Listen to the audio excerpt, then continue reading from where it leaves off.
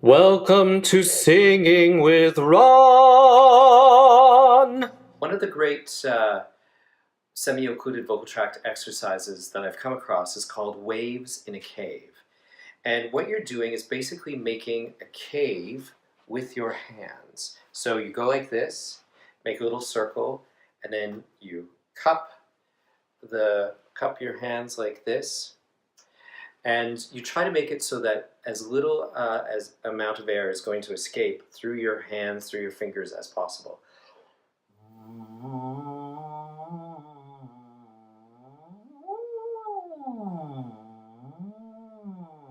So the 3 rules apply.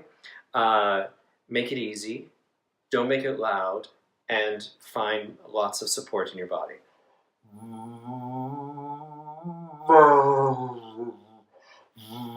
What's great about this one is I feel a lot of back pressure coming back onto the vocal folds.